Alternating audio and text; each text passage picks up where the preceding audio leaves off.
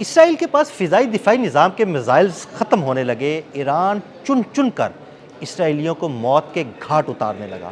تاترین صورتحال کے بارے میں عامر رضا سے بات کرتے ہیں۔ عامر بھائی، ابھی لیٹسٹ جو اطلاعات آ رہی ہیں کہ اس کے پاس جو انٹرسیپٹرز ہیں، ان کے پاس جو میزائل ہیں وہ تقریباً ختم ہونے والے ہیں، اور ایران تاک تاک کر نشانے لگا رہا ہے۔ اور بات تو ٹھیک ہے، کیونکہ انٹرنیشنل میڈیا جو ہے اس پر کافی وویلا مچا رہا ہے، اور خود اسرائیل نے بھی امریکہ سے یہ کہا ہے کہ اس کے پاس انٹرسیپٹرز کم ہو رہے ہیں، اور اس کی بنیادی وجہ یہ ہے کہ یہ جنگ جو پلان کی گئی تھی، جو ڈونلڈ ٹرمپ نے پلان کیا تھا، وہ یہ تھا کہ زیادہ سے زیادہ یہ 5 دن چلے ہاں گی۔ جی، پہلے دن ہی انہوں نے کہا تھا کہ 4-5 دن سے زیادہ مزاحمت نہیں آئے گی۔ آج 17واں روز ہے بالکل۔ اس جنگ کو شروع ہوئے، اور پچھلی 12 روزہ جنگ جو جون میں ہوئی تھی، اس کے بعد بھی ان کو ساؤتھ کوریا سے ہی مانگنے پڑے تھے کہ اپنے انٹرسیپٹرز جو ہیں ہمیں دے دیں، اور اس کے بعد اکتوبر میں انہوں نے واپس کیے تھے۔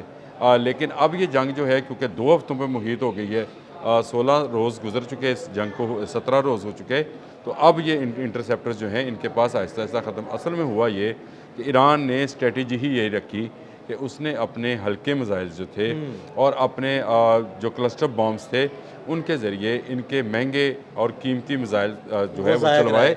نہ صرف چلوائے بلکہ ان کی بیٹریز کی لوکیشنز حاصل کر لی۔ اب ان کی بیٹری کی لوکیشنز حاصل ہونے کے بعد تھاڈ اس نے تباہ کیا، پیٹرائٹ بیٹریز اس نے تباہ کی، امریکی اڈوں کے ارد گرد جتنے دفاعی نظام تھا ہاں جی، جو کہ اسرائیل کو بچانے کے لیے عرب ممالک میں لگے ہوئے تھے، ان کو تباہ کیا۔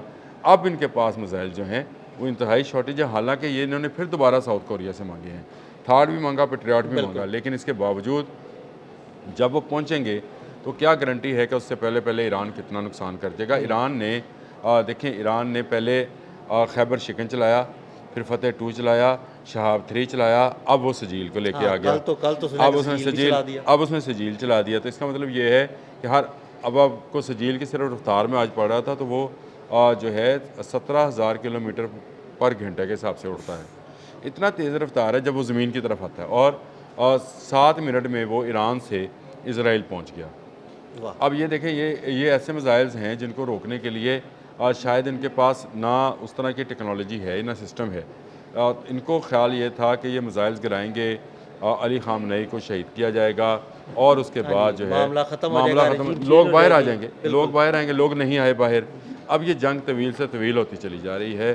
آپ نے حماس بند ہے، جو ان کے اتحادی ہیں، وہ اب آہستہ آہستہ پہنے کا شکار ہوتے چلے جا رہے ہیں۔ دیکھیں، آج میں نے صبح میں ایک ویلاگ کیا ہے عادل بھائی، اس میں یہ ہے کہ اگر ان کی فائبر آپٹک کیبلز جو ہیں ہاں جی، وہ کاٹ دی جائیں تو کیا بنے گا؟ اب ایران کے بس میں ہے وہ کاٹنا، کیونکہ ایران کے پاس ایسے ہتھیار موجود ہیں جو زیر سمندر یہ کام کر سکتے ہیں اور وہ کیبلز کو ڈیمیج کر سکتے ہیں، اور اگر یہ کیبل ڈیمیج ہو گئی تو آپ کے پورے مڈل ایسٹ کا رابطہ جو ہے بشمول اسرائیل یورپ اور امریکہ سے کٹ جائے گا۔ اب یورپ اور امریکہ سے کٹنے کا مطلب یہ ہے کہ آپ کا سارا انٹرنیٹ بند، آپ کی ٹرانزیکشنز بند، آپ کے پیسے بند، آئل بند، جہاز بند، ٹرینیں بند، آپ کا یو نیم جو any thing. On line system ہے آپ کا سارا بند۔ وہ جو ہم دیکھنے کو آتے ہیں تو دروازہ کھل جاتا ہے اور بند ہو جاتا ہے، یہ بھی بند ہو جائیں گے۔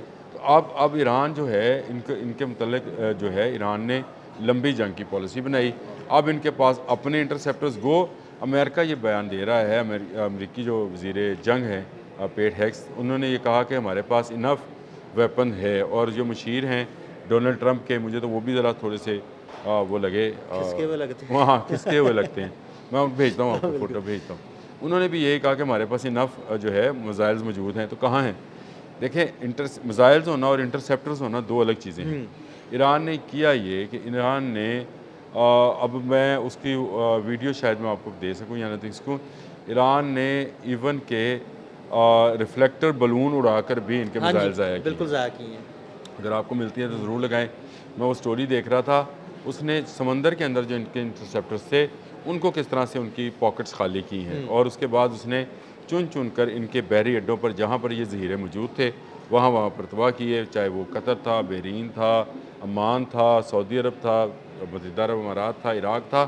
اس نے ان فوجی اڈوں کو انہی جگہوں کو اہداف بنایا جہاں پر یہ ذخیرہ موجود تھا۔ کہیں کسی جگہ ڈرون کے ذخیرے کو اڑایا، کسی جگہ میزائلز کو، کسی جگہ پہ ان کے جو فیول ٹینکر جہاز ہیں ان کو اڑا دیا۔ عامر پرسوں تو جو ایک ویڈیو عراق والی جاری کی ہے ایران نے، ہاں وہ ان کا ڈرون ایک شاہی ڈرون جا رہا ہے، وہ باقاعدہ پوری سرویلنس کرتا ہے پہلے کہ اچھا کون وہ سی جگہ ایران کس سے کو، نہیں آیا، مزے کی بات یہ عراق کے اندر سے اڑا ہے۔ اور کہاں جانا ہے، کون سی جگہ کو نشانہ بنا، اس نے پوری ویڈیو بنائی، اچھا نہیں، وہ اس کے بعد پورا نشانہ بنا کے اس نے، وہ میں نے سٹوری پڑھی ہے ساری، وہ اس میں اس کا ایک پائلٹ ہوتا ہے، یہ پائلٹ کی سکرین سے، جیسے آپ ہم عام ڈرونز دیکھتے ہیں کہ وہ سکرین پہ دیکھ رہا ہوتا ہے بچہ جو بھی اڑا رہا ہوتا ہے، اس کا بھی ایک پائلٹ رکھا جاتا ہے اور وہ پائلٹ جو ہے اس کو کنٹرول کرتا ہے۔ اصل میں وہ کیمرہ لگا ہوتا ہے، پائلٹ اس کو ڈائریکشنز دیکھ رہا ہوتا ہے کہ وہ کہاں پہ آئیڈینٹیفائی کر رہا ہے کہ کہاں پہ ہمیں جو ہے نا اس کو شاہد کو اور گرانا ہے۔ آپ مجھے یہ صرف بتائیں کہ ان کے پاس کوئی ایسی ٹیکنالوجی نہیں ہے، آواز ہے شاید کی، موٹر سائیکل انجن ہے اس کی، گڑگڑ گڑگڑ گڑ آواز ہے، اس کے باوجود اس کو گرا نہیں پا رہے ہیں، وہ جا کے نشانے پہ لگ رہا ہے۔ تو اس کا یہ چیزیں جو ہیں یہ ان کے لیے بڑی عجیب و غریب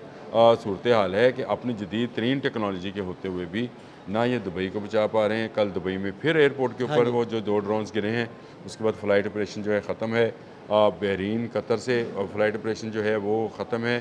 اور یہ مجھے سمجھ نہیں آتی ہے کہ امریکہ جو ہے ابھی تک اس بات پہ کیوں بزید ہے۔ امریکہ کو پہلے ہی معافی مانگ کر چلے جانا چاہیے۔ دیکھیں ایران ان کو پھانک کر کے بھی مارے گا۔ ابھی وہ جو پیسے تھے جو اس کا ہم ذکر کر رہے تھے وہ 12 ارب ڈالر سے ان کے بیان کے مطابق بڑھ گیا ہے، لیکن میرے اندازے کے مطابق یہ 25 ارب ڈالر سے اوپر، 25 سے 27 ارب ڈالر کے 25 سے 27 ارب ڈالر کا جو ہے یہ چلا گیا ہے معاملہ۔ کیونکہ ہم صرف وہ دیکھ رہے ہیں جو امریکہ ڈائریکٹلی یوز کر رہا ہے، لیکن جس طرح سے تجارت بند ہوئی ہے، جس طرح سے خلیجی ممالک سے جو اس کو جگہ ٹیکس آتا تھا وہ بند ہو رہا ہے، تیل نہیں نکلے گا تو ان کو جگہ ٹیکس کہاں سے ملے گا، پھر اس کے جو لوگ بے روزگار ہونے ہیں، تو یہ ایک بڑا معاشی فیکٹر جو ہے وہ اس میں شامل ہے۔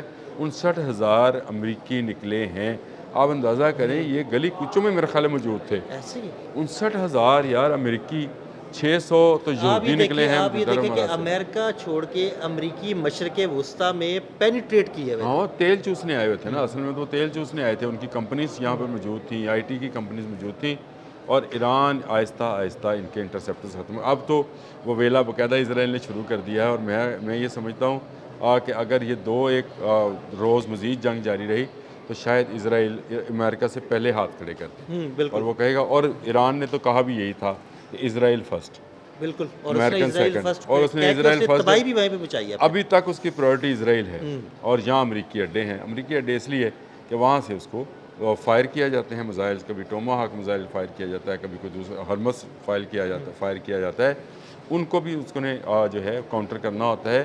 ایران ایک چومکھی جنگ لڑ رہا ہے اور کامیابی سے لڑ رہا ہے، جو اس کے لیے خطرہ بنتا ہوا نظر آتا ہے اس پر وہ میزائل یا ڈرون گرا دیتا ہے، اور یہ کیپیبلٹی اور کیپیسٹی جو ہے یہ ختم نہیں کر سکے، نہ انہوں نے جون 2025 میں ختم کی تھی، نہ یہ اب 2026 میں ختم کر سکے ہیں۔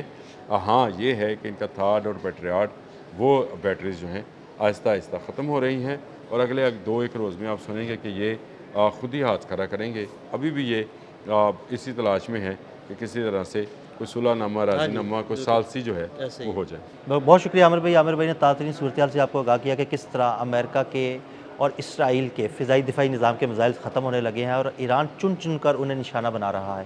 عدیل احمد اور عامر رضا کو اجازت دیجیے گا، اللہ حافظ۔